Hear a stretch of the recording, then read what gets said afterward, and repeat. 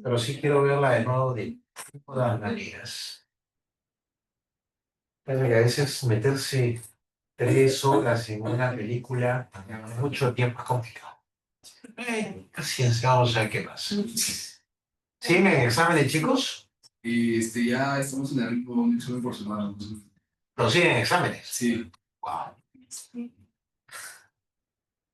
A ver, chicos, vamos a terminar el tema de contratos típicos y vamos a continuar con los demás temas del curso, sobre todo porque ya se viene algunos otros temas que probablemente sean parte de un control sin que eso les cause algún tipo de problema. Bueno, debería.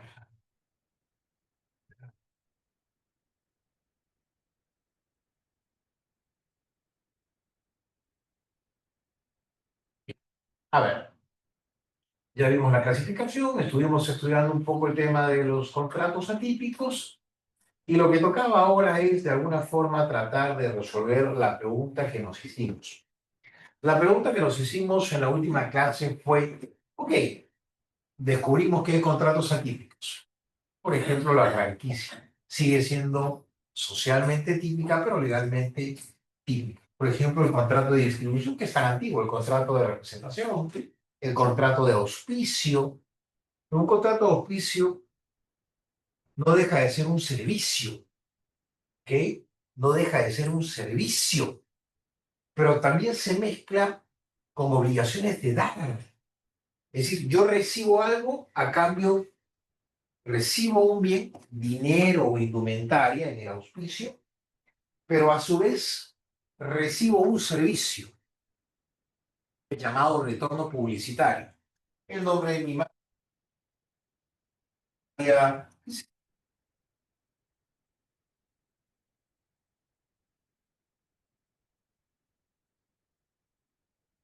o Zabalenka,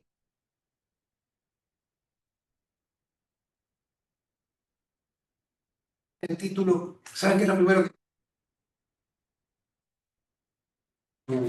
maletas? Y saca un reloj. ¿Por qué es eso?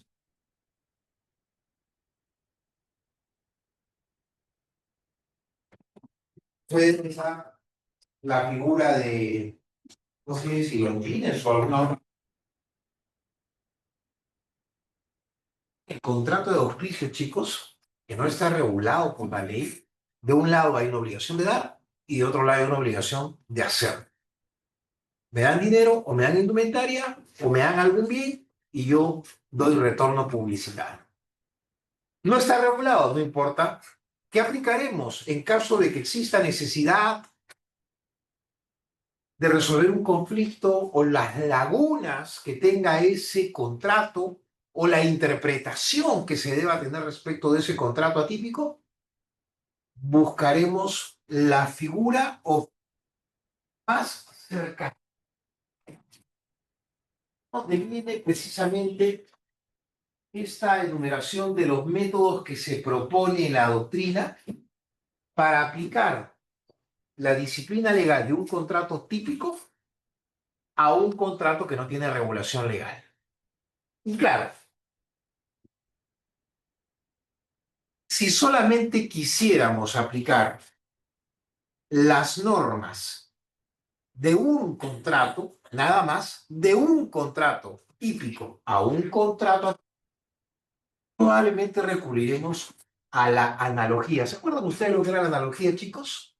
Que lo vieron en su curso de introducción. De hecho, después de interpretar una norma, que es interpretación hermenéutica, viene lo que es integración. La integración de las lagunas que existen en el derecho. La ley siempre va a tener lagunas. Somos capaces de prever todo lo que va a pasar en el futuro. Cuando una norma presenta lagunas o cuando hay un tema de la vida, de relación, que no está regulado por la ley, acuérdense que el derecho no puede dejar de dar una respuesta. Tenemos que colmar ese vacío o esa laguna. ¿Y cómo lo hacemos? Primero, a través de la interpretación Y si esta no permite una interpretación extensiva, nos vamos a es buscar alguna norma que regule un hecho no exactamente igual, porque si fuera igual estaría dentro de la norma, dentro del supuesto de hecho. Entonces, la integración lo que hace es extender un supuesto de hecho regulado por la ley a uno sin parecido a una respuesta a esta realidad que no tiene una legal, pero que requiere una respuesta por parte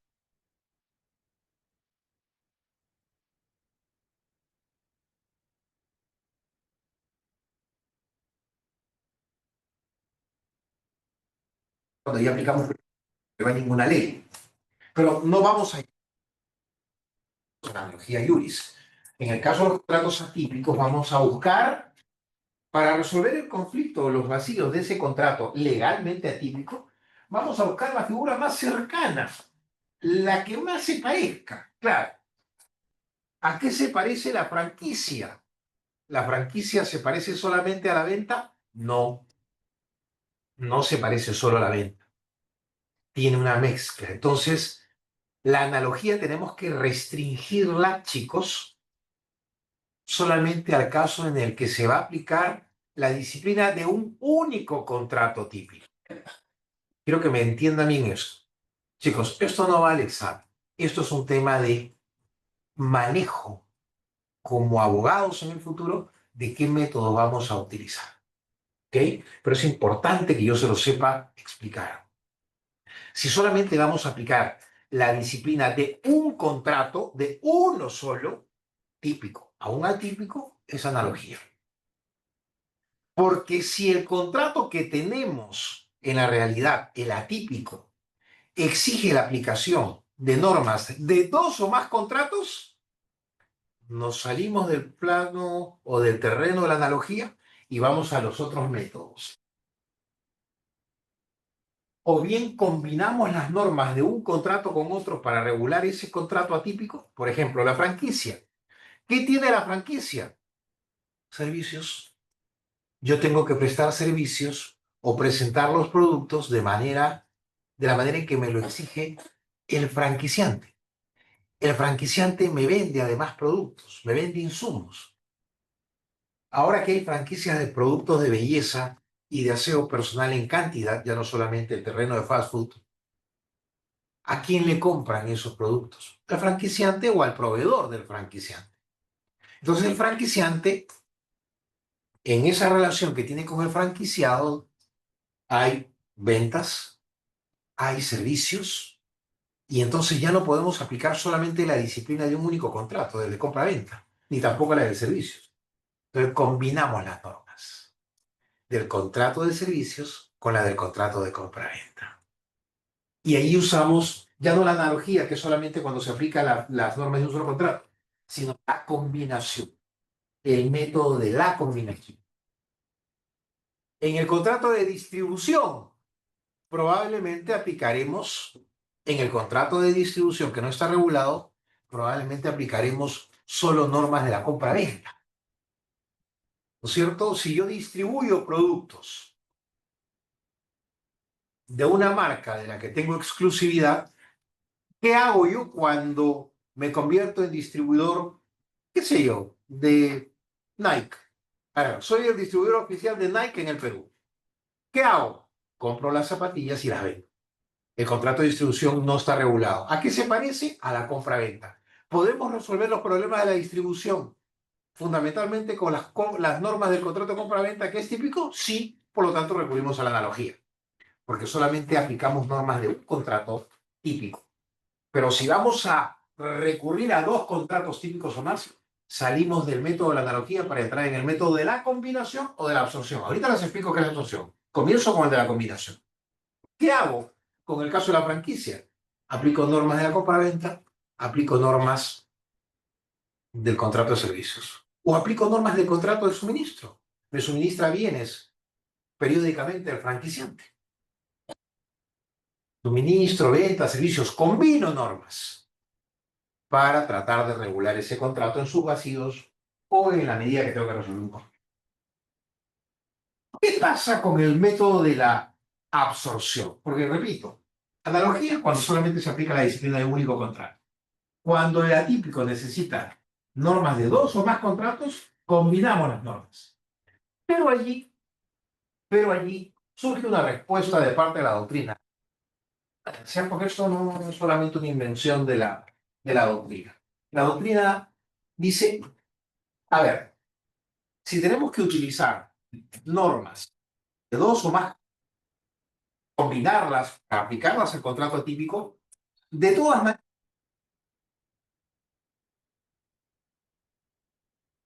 las normas se van a aplicar, no vamos a poder.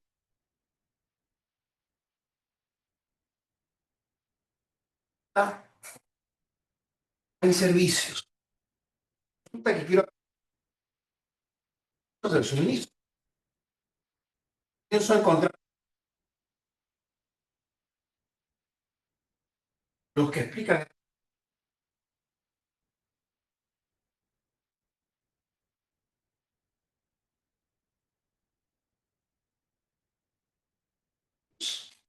las normas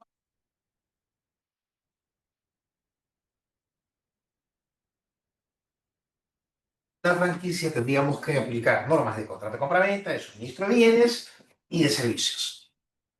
Ahí viene alguien y nos dice, de las normas de servicios, aplica solamente la contrato de compraventa, porque de los tres es el más importante. Ese es el método de la absorción. Todo se regula por las normas.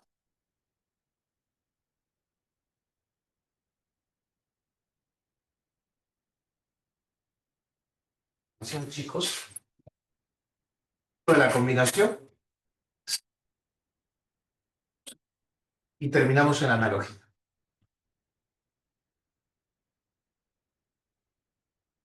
Más de un contrato típico de uno solo a un contrato atípico. Absorción es cuando regulados por la ley.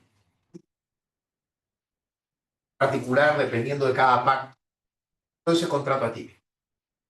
Luego los estudiosos, la doctrina, la jurisprudencia dice, no, no, mejor elijamos solamente la que regula la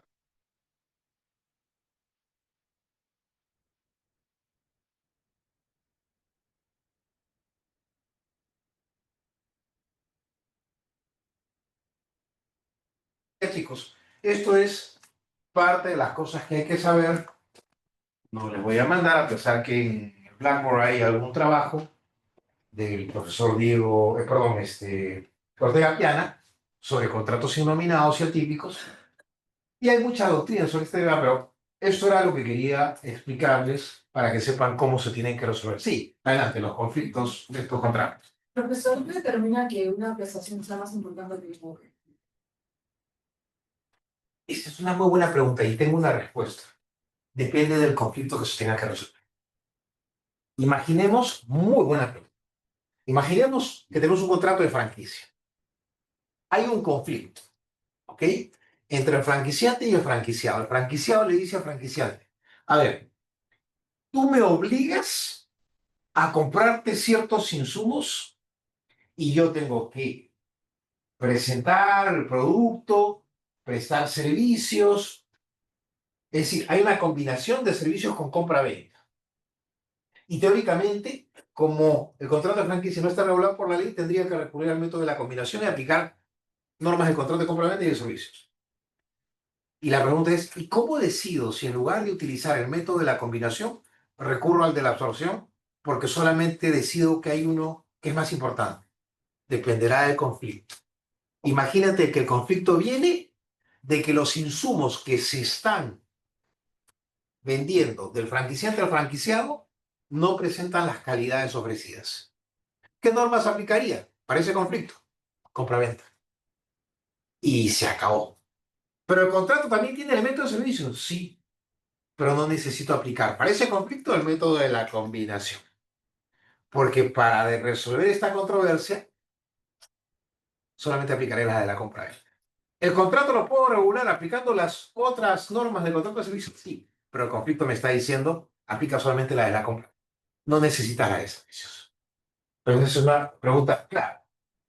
¿Y cómo se responde? Según el conflicto. Es por la pregunta. Ok, chicos, ¿alguna duda adicional? A ver, este es un tema que a mí me apasiona.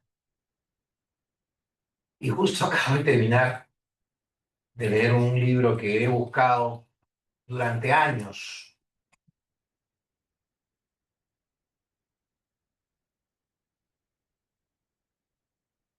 No me llenó el libro. Prefiero los trabajos anteriores de este mismo autor. En Estados Unidos existía, ya está retirado, un profesor llamado Ian McNeill,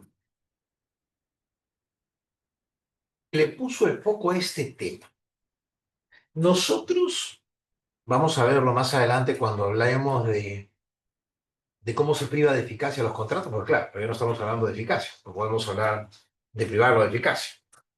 Pero probablemente esos temas se anticipen porque es la forma como el curso me obliga a explicarlos. Pero seguramente solamente veremos una norma dedicada a este tema en el Código Civil. Sin perjuicio de lo cual, tengo que decirles que existen muchos contratos que por su propia naturaleza tienen que ser de larga duración.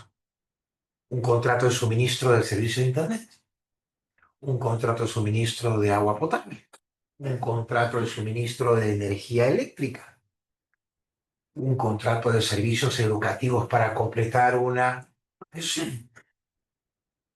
Todos son contratos de larga duración.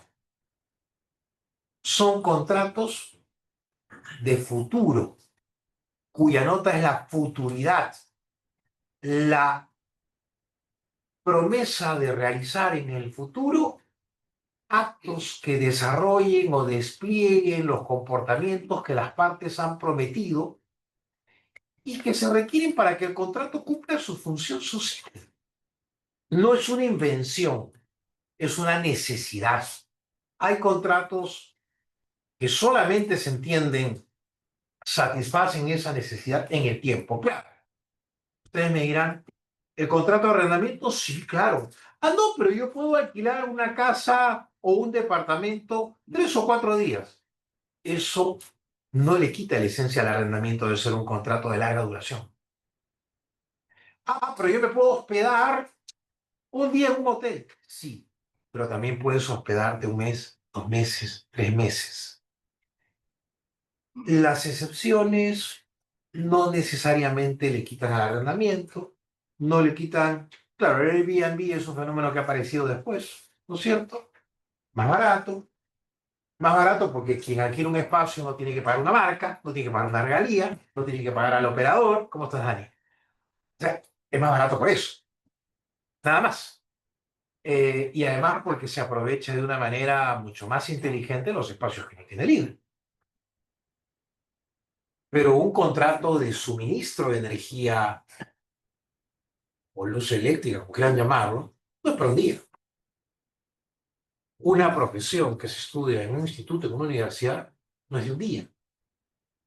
Entonces, hay contratos que su esencia, su materialidad o su función social, para ser más concreto, solamente se cumple si se despliega en el tiempo. El teléfono o la telefonía celular también. Yo puedo viajar y comprar un chip en un país en el que estoy varios pocos días, pero no es la esencia de ese servicio. Porque cuando estamos en el país en el que vivimos, tenemos un servicio permanente. Y aquí sí quiero introducir algunas ideas de McNeill con las matizaciones necesarias que él mismo hace o hacen algunos otros autores. Y estas matizaciones las voy a hacer a partir de que nosotros ya hemos estudiado los contratos con prestaciones de ejecución inmediata e instantánea. ¿Se acuerdan?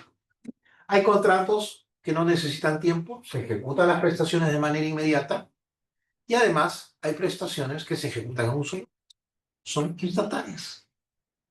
En cambio, hay contratos que se contraponen a este tipo de acuerdos, que son los contratos de larga duración, en los cuales hay prestaciones ininterrumpidas, telefonía celular, luz eléctrica, y del otro lado, prestaciones que se cumplen periódicamente, el pago mensual del recibo del servicio. Hay algunas cosas que tengo que matizarlas. ¿Qué dice Magnier? Magnier dice, en la realidad, fue un investigador muy aterrizado, que aplicó mucho la sociología al campo del derecho contractual. Sociología, antropología, estadística. Él y Stewart McCulley fueron los que en Estados Unidos más o menos nos abrieron estas ideas. Y es que en el caso de las operaciones, transacciones, contratos, que se concluyen de manera rápida, instantánea, no se genera ningún tipo de vínculo o relación entre las partes. Es tan rápida la transacción, es tan corto el tiempo de vida de ese contrato, que el contacto social es mínimo, ¿cierto? Compro mi hamburguesa, se acabó. Compro una botella de agua y se acabó. Compro ropa en una tienda, pago y me voy. Claro, ahí comienza uno a decir, ok, es un contacto corto, no se genera una relación, o en todo caso la relación tiene una vida tan corta que ni siquiera se advierte, casi hay una secuencia inmediata entre la celebración y la ejecución, o primero pago para demostrar que quiero celebrar el contrato. Entonces, a este tipo de contrato, Van Neal lo llama el contrato discreto. Es un contrato discreto, no tiene vida más que en su contacto y en su inmediata ejecución. Y él opone a los contratos discretos, que nosotros llamamos de larga duración, él los llama contratos relacionales, relational contracts. ¿Por qué hace esto? Porque descubre algunas cosas que nosotros las hemos descubierto a finales del siglo pasado en nuestro mundo. Relational contracts o relational agreements, nosotros lo hemos descubierto en la doctrina romano-germánica recién a finales del siglo pasado. No le dimos mucha importancia a estos temas. Curiosamente, ahora sí tienen una enorme importancia porque ha habido un acercamiento entre los dos sistemas, entre el siglo y el common law. Y descubrimos, entre otras cosas, gracias a Magnier, que cuando el contrato es de larga duración, hay una serie de matices o de componentes o de reglas que se generan por la sola celebración de ese contrato. No son normas impuestas por el Estado, son reglas que nacen como consecuencia de la práctica contractual. Porque claro, a ver, comencemos con algunas cosas.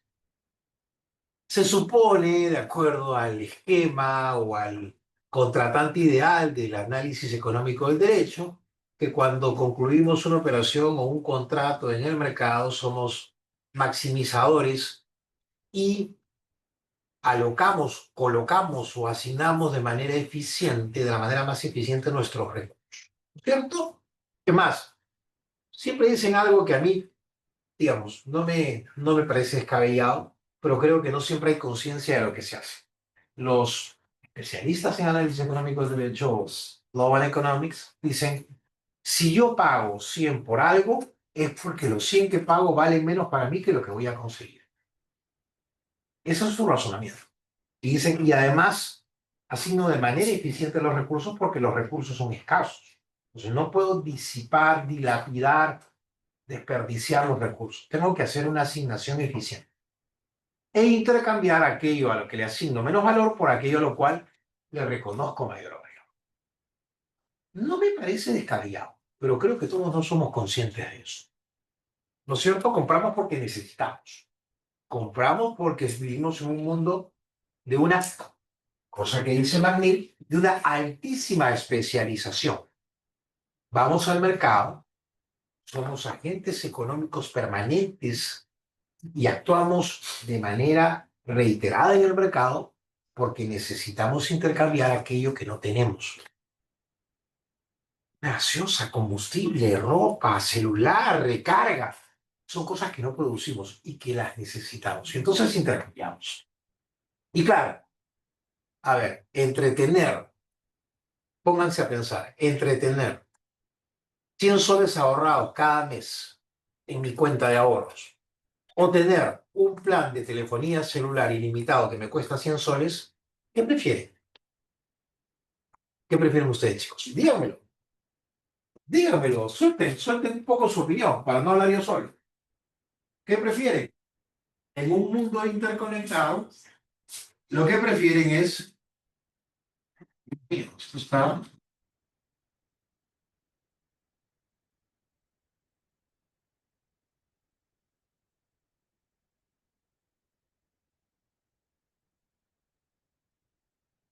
Si quieren que lo paguen, me avisan. Ahora no están vendidos. Si quieren que lo paguen, me avisan. ¿Qué preferirían? ¿Ahorrar de los 100 soles o tener comunicación permanente en un mundo interconectado? ¿Qué significa? Que valoramos más ese servicio que tenemos. ¿Qué preferiría? O sea, ¿qué preferirías? ¿Ahorrarte 3.000 soles de tu laptop al año y apuntar con lapicero todas tus clases? ¿Quieres tener los 3.000 soles en tu cuenta o tener la laptop? Tener la laptop. O sea, lo que pasa, chicos, es que no necesariamente somos conscientes de que valoramos más lo que recibimos frente a aquello de lo cual nos desprendemos. Voy a apagar esto, sin un segundo. Adelante.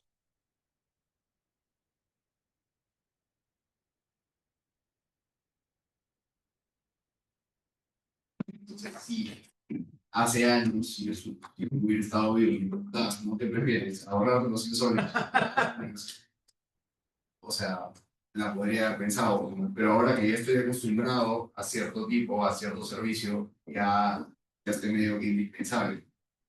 Totalmente de acuerdo contigo. Y la misma pregunta podríamos hacernos ya por otras cosas, ¿no es cierto? ¿Qué prefiero tener 2 o 3 casacas para usar el fin de semana o uso una sola y me ahorro tanto al año?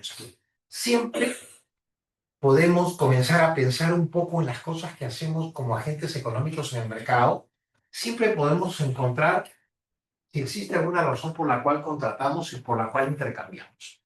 Necesidad, especialización, no somos productores, somos consumidores, producimos otras cosas, ponemos nuestra fuerza, nuestra... Varias cosas que tienen que ver con este tema. En las transacciones rápidas, discretas, instantáneas, inmediatas que se dan en el mercado, generalmente el proveedor o comerciante ya tiene previsto todos sus cálculos. Ya sabe cuánto invierte, cuál es su costo de producción, cuál es el costo del mayorista, del minorista, y ya sabe cuál es su mercado, cuál es la preferencia de los consumidores. Tiene todo definido, tiene todo planificado. En el precio de esas transacciones rápidas, en la contraprestación, para no hablar solamente de precio, porque puede ser servicio, la otra parte ya tiene todo hecho, planificado. ¿Y qué busca en estas transacciones de corta vida o de vida y agotamiento rápido? ¿Qué busca? La maximización del uso de sus recursos, tener utilidad. Y algo más, si quiere que el tema prospere en el mercado, compartir las ventajas de esa transacción con la otra parte. ¿Cuáles son las ventajas? Yo tengo telefonía celular.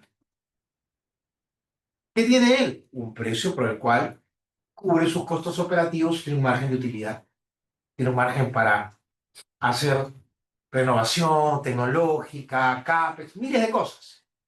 En esas transacciones ya viene todo un conjunto de parte que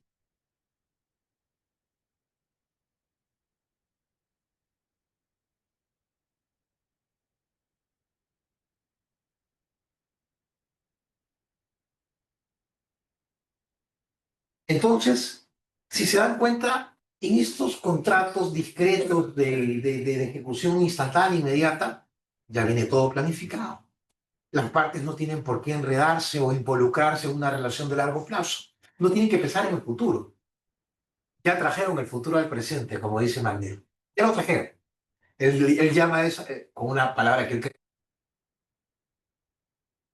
traigo al presente el futuro. Ya tengo todo planificado. Es cierto.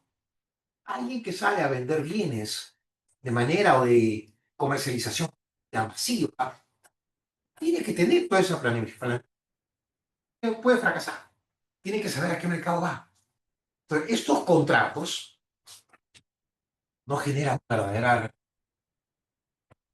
un intercambio muy rápido. Eso no significa que no haya deberes por parte del proveedor. Vamos a ver más adelante, que seguramente lo deben saber por experiencia más que por cursos de derecho. Quien vende un bien tiene que ofrecer garantías. Quien vende un bien muchas veces tiene que ofrecer servicio técnico. Quien presta un servicio tiene que responder por haber prestado bien ese servicio. Entonces, el hecho de que las prestaciones se acoten rápidamente en las operaciones discretas no significa que muera toda posibilidad de que las partes puedan tener en el futuro un contacto distinto. Pero en un contrato de larga duración las cosas difieren. En un contrato de larga duración las cosas pasan de manera diferente.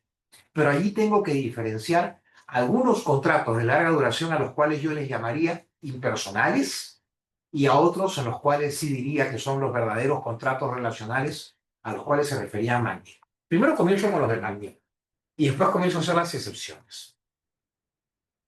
En un contrato de franquicia, ¿qué encontramos? Piensen ustedes que están yendo a un sitio a comer fast food que es una franquicia. ¿Qué sé yo? Entran al Pizza Hut, entran, no sé, a un Starbucks, entran a cualquier otro local. La Cabrera, por ejemplo, es una franquicia argentina de carnes. ¿Qué hay detrás de ese negocio? Una franquicia entre el titular de las marcas y de los productos, con paquete de servicios, con recetas, procedimientos, y del otro lado alguien que ha sido autorizado para explotar ese negocio. ¿Qué hay detrás de esto? Una relación entre franquiciante y franquiciado que no es de corto plazo, que no se agota en pocos años. El franquiciante tiene que capacitar al franquiciado.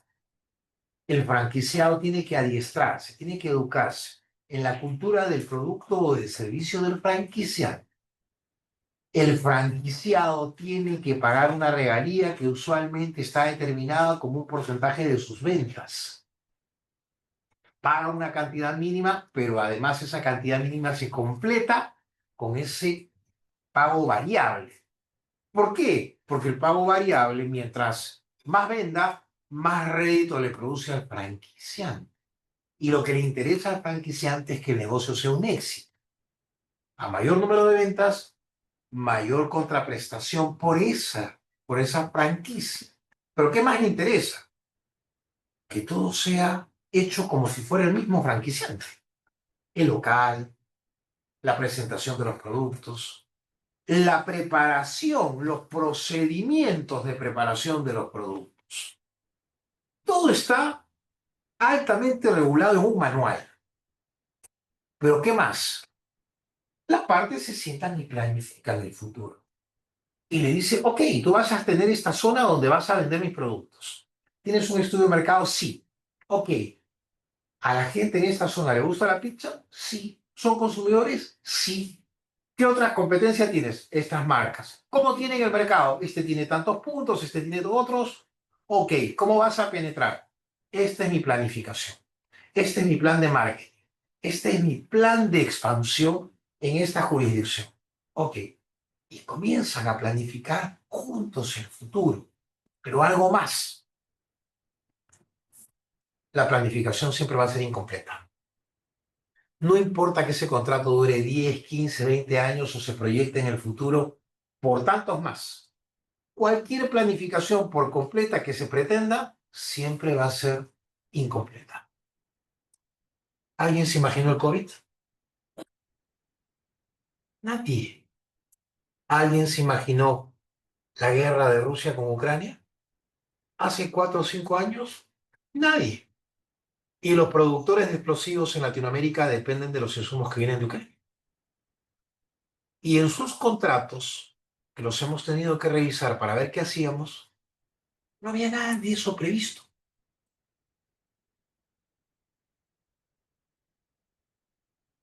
Si un franquiciante obligaba al franquiciado a un monto mínimo de ventas al año, porque así se trabaja en el mundo de las franquicias. Ok, yo te doy mi franquicia, te puedo dar hasta 1 o 2 años sin ventas mínimas. A partir de cierto momento tienes que tener ventas mínimas. ¿Por qué? Chicos, son incentivos. Así como los contratos, y lo hemos conversado en las primeras clases, son instrumentos de intercambio que definen los riesgos que las partes van a asumir, los contratos también son instrumentos para incentivar el comportamiento de la parte. Las penalidades son incentivos. Si yo no hago bien las cosas, voy a incurrir en los supuestos de aplicación de penalidades. Pero en las franquicias también tengo incentivos. Llegar a tener unos montos de ventas mínimas para conservar la franquicia. Porque si no llego a esos montos, buscarán a otro y perderé ese negocio. Entonces, los contratos son también instrumentos de incentivo. Y mientras más larga sea la duración de un contrato, hay mayor planificación. ¿Y qué significa que haya mayor planificación? Chicos, que hay involucramiento, un acercamiento diferente entre las partes al de una transacción discreta que se concreta en un 2x3 o que se agota inmediatamente después de celebrar el contrato. ¿Acaso nosotros nos involucramos con la tienda Listo? ¿Acaso somos amigos? ¿Acaso planificamos cosas con, sí, yo, Bembos? ¿Acaso tenemos algún tipo de relación con Won donde vamos a comprar y planificamos juntos el futuro? Cero. En los contratos discretos, quien ha planificado es el que coloca los productos. Y nosotros simplemente vamos e intercambiamos. Pero en los contratos de larga duración hay un mayor involucramiento, hay un trabajo conjunto. Inclusive McNeil usa un término que me sorprende mucho para el mercado americano. Él utiliza la expresión solidaridad contractual. ¿Por qué? Les vuelvo a poner el bendito caso de la franquicia y del COVID. ¿Ustedes creen que durante el COVID el franquiciante estaba en condiciones de exigirle las ventas mínimas al franquiciado? No había delivery, chicos. ¿Se acuerdan que suspendieron el delivery? O ustedes estaban en el colegio, ¿no? Dios mío, qué chicos que son ustedes. Pero se acuerdan que no había delivery, ¿no? Ahí me volví cocinero, experto en planchar ropa, otras muchas cosas. Hasta que conseguimos ayuda a la clase. Hasta pollo a la brasa hice en la parrilla. Este, nos ingeniamos para muchas cosas. ¿Ustedes creen que el Jockey Plaza, vamos a temas, a mí lo que me interesa es que ustedes aprendan este curso con ejemplo. ¿Ustedes creen que la gente del Jockey Plaza les exigía a sus arrendatarios que pagaran la renta cuando estaba cerrado? ¿Qué creen ustedes? Si lo hacían. Tuvimos que decirle, me tocó estar en los dos lados. Cosa complicada, cosa complicada. Me tocó decirle al titular, al operador, al propietario, oye, yo vendo sobre la base de las ventas. Si no tengo flujos, ¿de dónde te pago? No, a mí no me interesa. Tú puedes hacer el pago a través de una transferencia bancaria. No tienes por qué tener abierta la cuenta. Tienes toda la razón. Pero no es la causa del contrato. No es el propósito pragmático del contrato. ¿Para qué alquilé yo una tienda en la que tengo la franquicia de Lacoste? ¿Para echarme en mi casa y esperar que pase el COVID? No. ¿Para tenerla cerrada? Entonces los operadores de los centros comerciales tuvieron que entender que las contingencias de un contrato de larga duración no siempre se pueden planificar. Y que cuando hay épocas de conflicto, problemas, desajuste, desbalances, la solución no necesariamente es la ley, sino lo que McNeil llama la solidaridad contractual.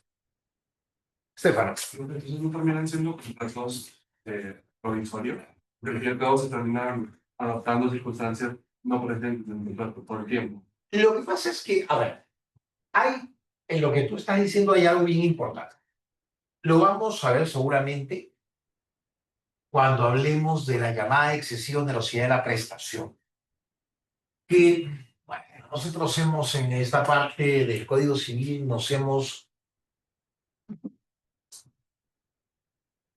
inspirado mucho por lo que pasó en el Código Civil italiano. Hay muchas cosas que se parecen con el Código italiano. Y entre otras cosas está esta famosa excesiva teoría de la excesiva onerosidad de la prestación, que tiene que ver con lo que los franceses llaman la teoría de la imprevisión, los alemanes la alteración de la base. Hay otras calificaciones en el mundo anglosajón, pero lo que acabas de decir es muy cierto. Cuando un contrato se altera por circunstancias impredecibles, imprevistas, porque no todo se puede planificar, no importa que sea un contrato en el que las partes han metido mucho esfuerzo, tiempo, recursos, no son capaces de anticipar todo lo que pueda ocurrir durante la vida de un contrato de larga duración. Eso es imposible, humanamente imposible. No importa, póngale al ChatGPT, versión Supra, Ultra, lo que quiera. Todavía no se puede predecir el futuro. No hay una bola de cristal. Entonces, en los contratos de larga duración, puede ocurrir que se presenten hechos imprevistos. Y la solución de la ley es ver si se trata de hechos que eran tan impensados que no hay responsabilidad ninguna de las partes en que se presenten estos desajustes para permitirle a las partes tratar de ponerse de acuerdo y si no ir al juez o a las cortes a que traten de reequilibrar ese contrato que se ha desajustado, cuya economía interna o cuyos valores de prestaciones se han alterado. Teoría de la excesión social, imprevisión, ya lo vamos a ver. Pero el principio es bien importante. Además, es un principio que nace en la Edad Media. Oye, cumple tu contrato. La palabra empeñada es importante. Pacta sunt servanda. Los contratos son para servir, para cumplirse. En la medida que las circunstancias no cambien, si las cosas se mantienen igual, rebus sic stantibus. Pacta sunt servanda, rebus sic stantibus. Yo cumplo mi palabra, pero si las condiciones son iguales, si cuando comienzo a ejecutar el contrato resulta que ha habido una devaluación de la moneda, como la que tuvo Argentina con el corralito financiero, eso no lo pensaba nadie. O cuando vino el COVID, o cuando tuvimos el shock en la época de Fujimori, en el año 90. Entonces, hay situaciones, chicos, que no pueden preverse. Y lo que dice McNeil es, antes de recurrir a la ley, las partes tienen que ver qué hacen. Precisamente por esa razón les he mandado como una de las lecturas ese trabajo de buena fe y renegociación. Porque lo que McNeil llama solidaridad contractual es un lugar en la doctrina americana. La doctrina contractual americana no usa esa expresión, McNeil sí, pero porque lo ve desde una perspectiva de las reglas internas creadas por las partes sin necesidad de recurrir a la ley. Los anglosajones en general no tienen muchas normas escritas en materia contractual, tienen muchísima jurisprudencia, pero siempre tratan de resolver las cosas sobre la base de su contrato o del comportamiento que puedan tener las partes ante esas contingencias y problemas. Entonces, un contrato de larga duración puede tener algunas respuestas en la ley cuando se presentan los casos como estos que comentaba Estefano y que lo vamos a ver más adelante. Pero las partes pueden enfrentar también otras dificultades y sin necesidad de ir a las cortes, si quieren que esa relación sobreviva, perviva y perdure, tienen que hacer sacrificios.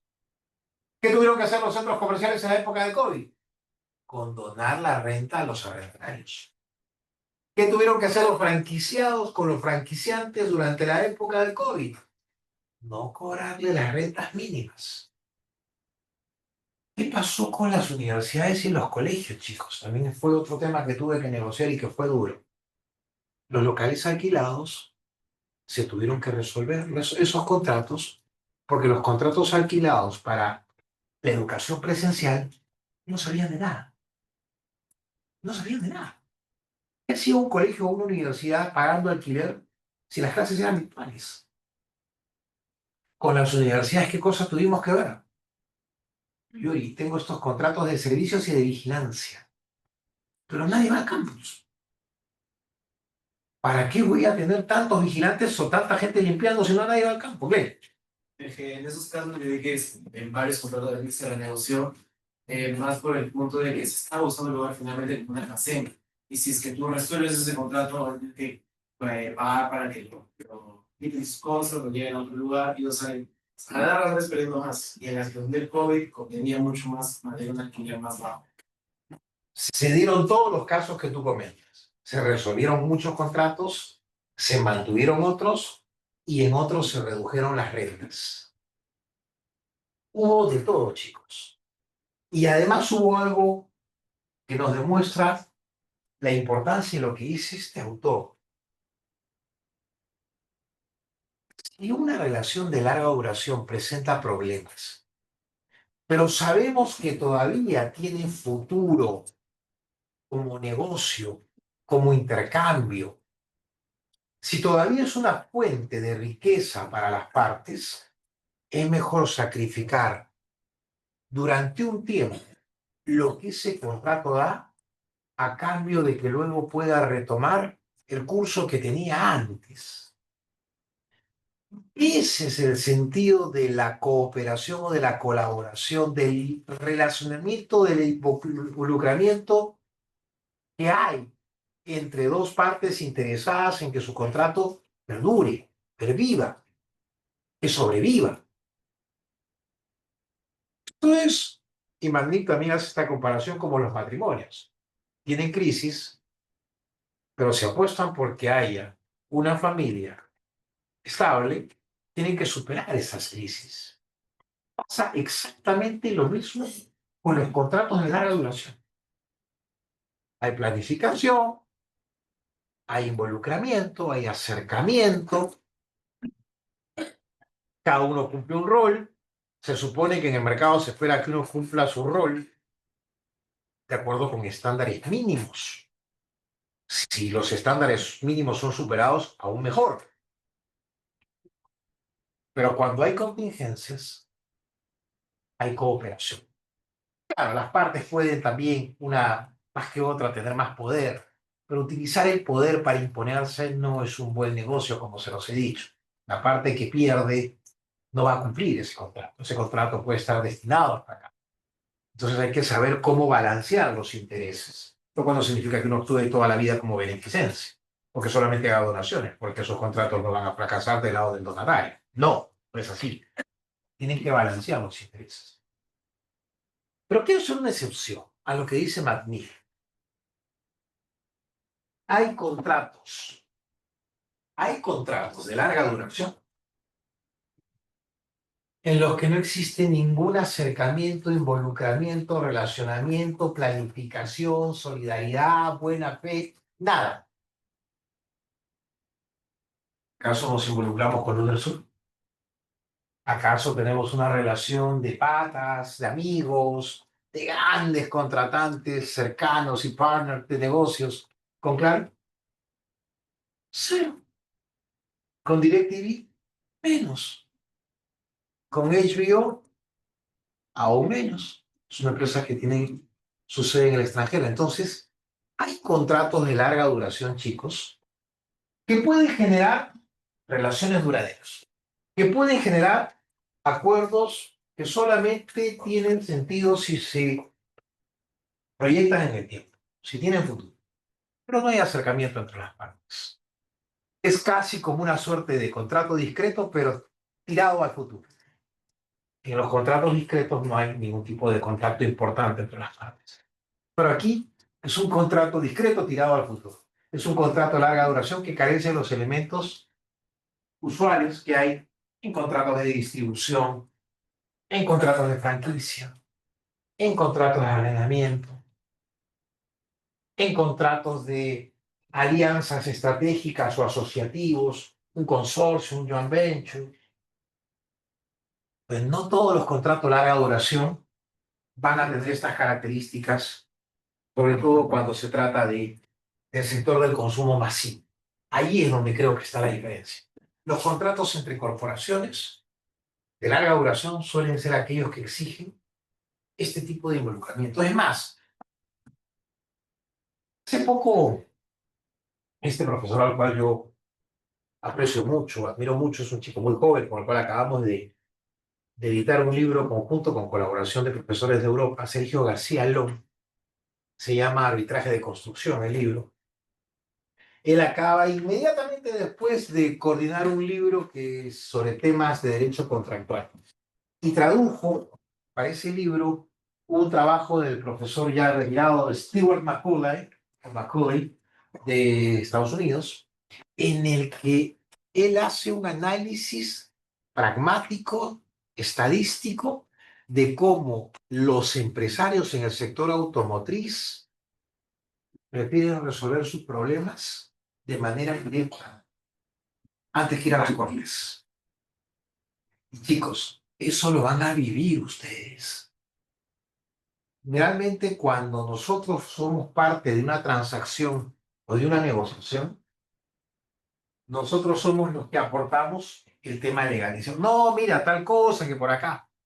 Si además somos parte de un conflicto entre las partes, somos partícipes de una contingencia que hay que resolver, ustedes van a ver cómo en el mundo de la realidad muchas veces los empresarios, las corporaciones dicen, no, olvídate del arbitraje, no, olvídate del juicio. No le apliques esa cláusula, perdónale la penalidad, condona la penalidad, no lo quiero sancionar, quiero seguir adelante.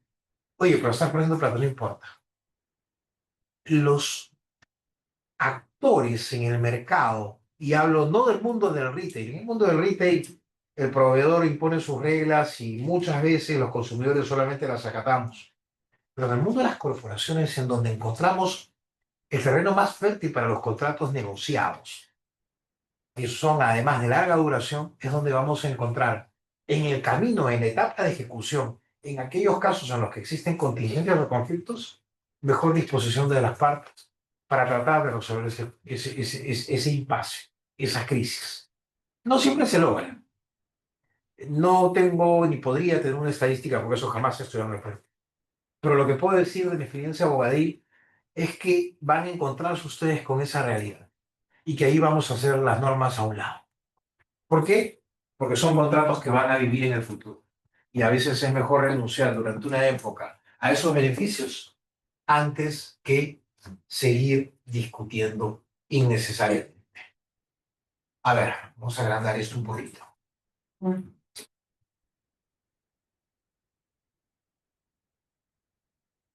realidad, como dice McNeil con relación a los contratos relacionales, hay una forma inclusive de incorporar lo que él llama open clause o cláusulas abiertas. Es decir, oye, si se presenta un problema, tratemos de resolverlo. ¿Cuáles son las cláusulas abiertas? Posiblemente ustedes no lo han estudiado porque creo que se está omitiendo mucho eso en el curso de obligaciones. Pero cuando se aborda el tema de las obligaciones dinerarias, antiguamente en mi época se hablaba de las fórmulas de actualización monetaria.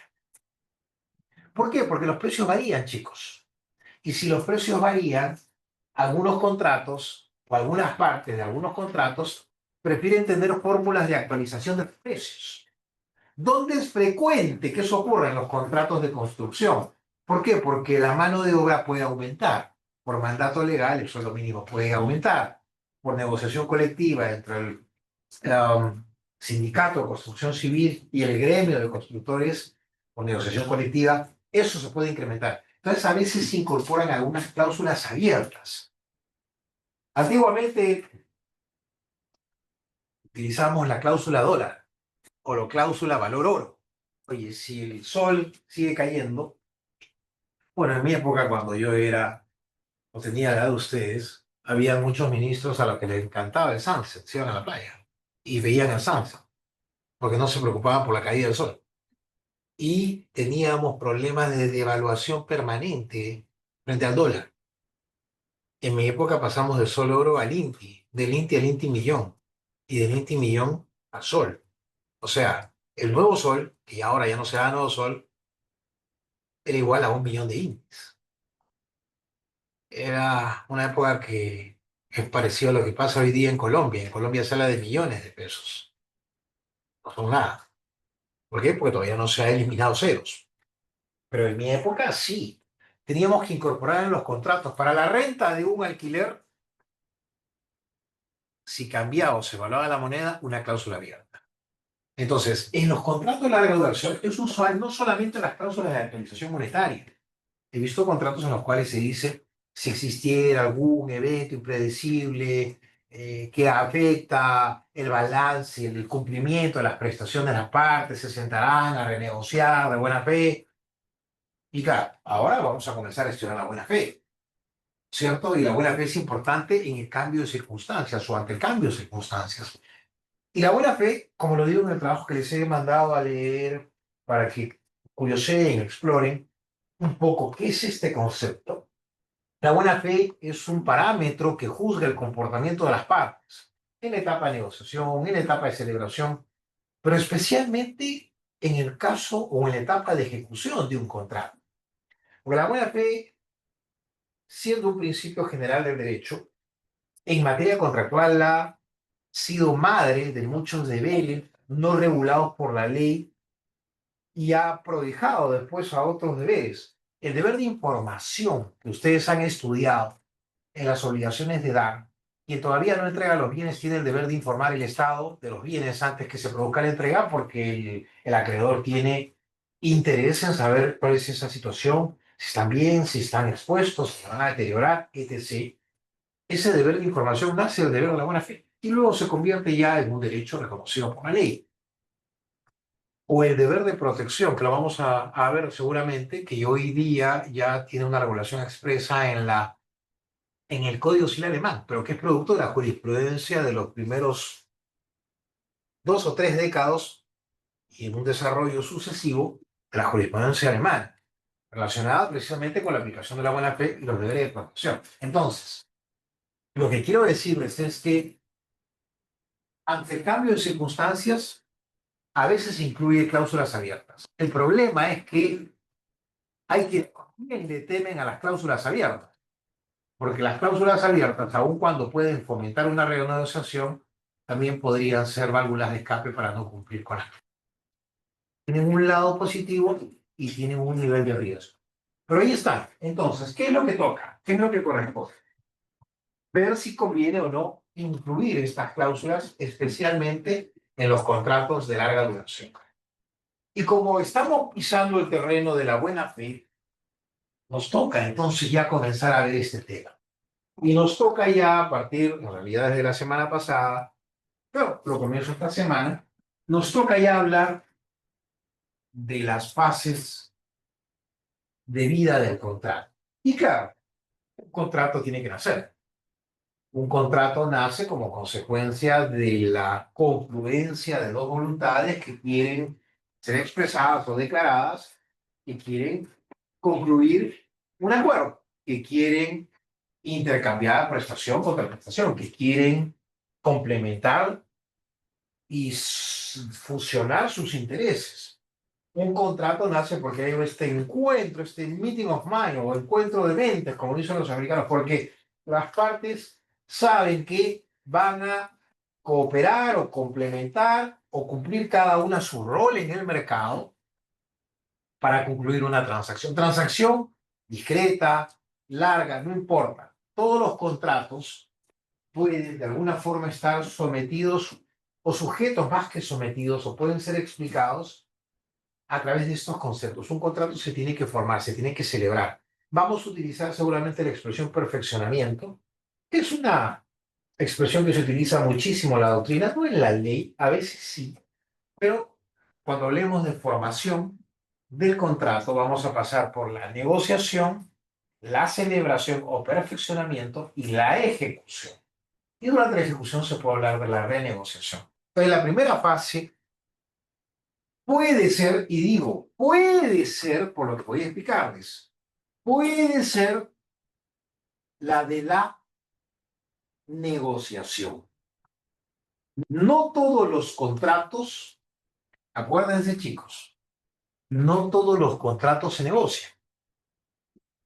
Se negocian aquellos en los que tenemos la ocasión, la posibilidad, la libertad de configurar los términos del acuerdo.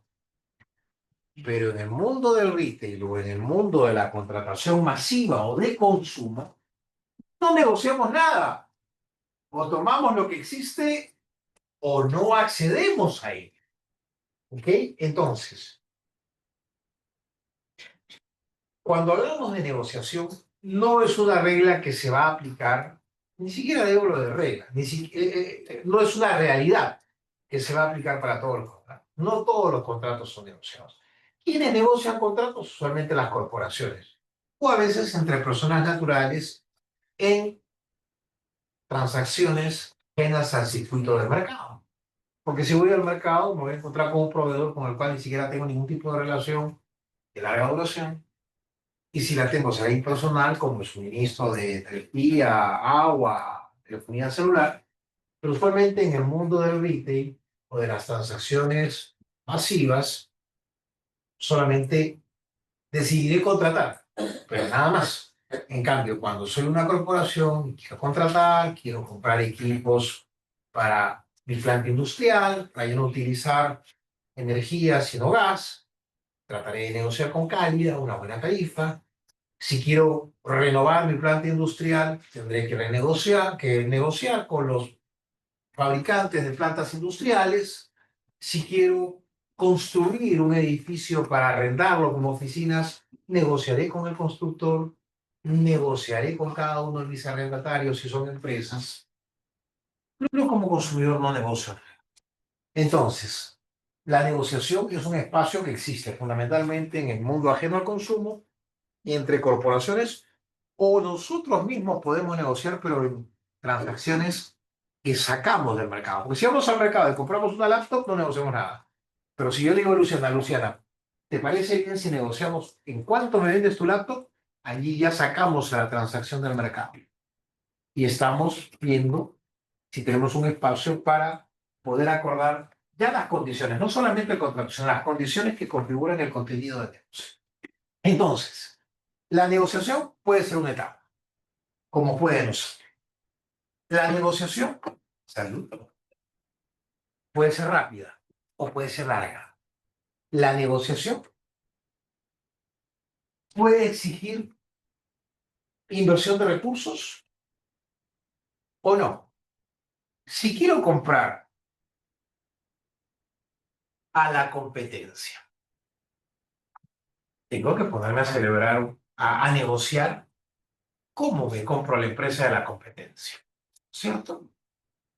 ¿Qué hago para que la Coca-Cola no me siga ganando y se lleve el dinero del mercado? Me pongo a negociar con Inca Cola. ¿Qué hizo la corporación, la gran corporación llamada Coca-Cola? Bueno, se puso a negociar con la familia Greenleaf.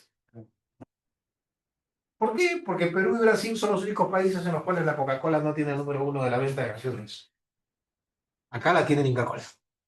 En Brasil, una bebida muy parecida a la guaraná. ¿Qué hizo la Coca-Cola? Se puso a negociar con la familia Lendlease, que son los titulares, que todavía tienen acciones. Todo lo que han recibido, Pero no, más de 500 tiendas. Y ahora la otra tienda, algo exactamente, claro. Y siguen siendo accionistas, pero minoritarios, con ciertos beneficios, sí. Claro. Pero eso tenía que ser una negociación. Oye, ¿cuánto vale esta empresa? Porque claro, ustedes dirán, ¿son dos sociedades? Sí creo, ¿no? Pero una cosa es el capital social, que puede ser ínfimo, mínimo, y otra cosa es el valor de una empresa por sus flujos futuros. ¿Cuánto tiene en el mercado y cuánto va a seguir produciendo y cómo puede seguir creciendo? Todo lo que se ve. Esos flujos futuros se traen al presente, se hace un descuento, se aplica una tasa de descuento y se establece un precio. O se utiliza el EBITDA, es decir, los resultados que ha tenido en los años previos. Hay muchas formas en que se sientan las partes para negociar un contrato. A veces mandan a un tercero, a veces van directamente, a veces se esconden al verdadero interesado, pero hay contratos que necesitan una negociación. Y entramos en toda esta etapa de tratos preliminares. Todavía no hay contrato, el que se sigue como objetivo final de esa negociación. Pero en el camino pueden haber contratos. Oye, bacán, perfecto. ¿Quieres comprar la Inca Cola? Ok. ¿Un paquete de acciones? Ok. ¿Qué necesitas ver? Tus estados financieros, tus canales de distribución, tus ventas, tus deudas, tu plan de expansión, tu business plan. ¿Qué vas a hacer en 5 años? Ok. Y con eso te hago una oferta. Ok. Me vas a firmar un acuerdo de confidencialidad. No vas a poder utilizar esta información ni para ti ni para ningún tercero distinto a este negocio posible de que yo te venda mis acciones. Mientras tanto, firmas eso. Y si utilizas mal esa información, yo te haré el proceso necesario para resarcirme el daño. Ok, yo firmo, pero tú me firmas un acuerdo de exclusividad. No puedes negociar con nadie mientras estás negociando conmigo. Es decir, la etapa de la negociación, chicos, se puede contractualizar sin que todavía hayamos llegado al contrato final, que es el que estamos buscando. Asumiré la obligación de confidencialidad, pediré una obligación de exclusividad, contrataré asesores que vean la parte financiera, legal, si es que no tengo un equipo completo, contrataré un estudio de mercado. Oye, pero esta empresa utiliza agua en botella, lava las botellas y el lavado de esas botellas supone que hay aguas residuales. ¿Qué hace con las aguas residuales? Necesito un especialista en regulación medioambiental. Sí, la etapa de negociación, chicos, no es, ya, te ofrezco tanto, no. Puede, dependiendo de la transacción o del contrato que se quiera celebrar, puede exigir varios contratos en el camino, sin ser el que queremos, puede exigir inversión de recursos y de mucho tiempo. Ha habido negociaciones que han durado 4 o 5 meses. Cuando estuvimos asesorando al grupo WOM para vender las tiendas a Cencosud, recuerdo que uno de mis socios se demoró como 5 o 6 meses en cerrar los contratos. Le hacía una oferta, no, no quería. Ok, no. Hubo un intercambio de acciones. Yo te compro, te pago una cantidad y te doy además acciones de Cencosud en Chile. Ok, me das las acciones de Cencosud, pero yo no manejo Cencosud en Chile. Entonces quiero tener además el derecho de revendértelas después de tantos años si no llegan a cierto tipo de dividendos o de rentabilidad. ¿Se imaginan la complejidad que puede suponer una transacción de ese tipo? Y todo eso se tiene que ver en la etapa de negociación, porque lo que no se diga, luego no se puede reclamar. Entonces, una negociación, chicos, puede ser tan simple como el hecho de ponerme de acuerdo con Nicolás en el precio de su celular y en lo que le voy a pagar. O con, no sé, con Mariano que me quiera vender una computadora que no utiliza en su casa. Puede ser muy simple, pero dependiendo de la complejidad de la transacción, dependiendo de las etapas por las que hay que pasar, la información que hay que revisar, esa negociación puede exigir tratos preliminares, tratativas largas, densas, costosas y a puro riesgo, en muchos casos. ¿Por qué? Con esto voy a avanzar unos minutos, luego tomo lista y luego les reparto los exámenes. Me he sentido, como le decía Lorenzo, como Dexter. ¿Han visto Dexter? Pura sangre he visto. La pura sangre metida, nos ha salido. Quiero que me entiendan algo en el tema de negociación. Nosotros hemos estado hablando hasta ahora de la libertad de contratar, ¿ok? La libertad de configurar el contenido del negocio, que es la libertad contractual. El que yo me involucre en una negociación no me obliga a celebrar el contrato. Pero vamos a ver qué pasa cuando esto está muy avanzado y se generan expectativas. Porque esa es la parte clave. Claro, si le preguntan a un inglés, más que a un americano, ¿qué pasa con la negociación? Su respuesta es: el riesgo es de cada una de las partes. Y cada una de las partes puede largarse o irse la negociación en el momento que quiere y no tiene que responder por ningún daño. Es un riesgo absoluto. Eso va a decir un inglés. No me importa si has gastado, si me diste exclusividad, si nos pasamos un año negociando. Puro riesgo. Eso va a decir un inglés. Un americano va a atenuar eso y va a decir: cuidado, cómo se ha venido actuando. Pero si venimos al terreno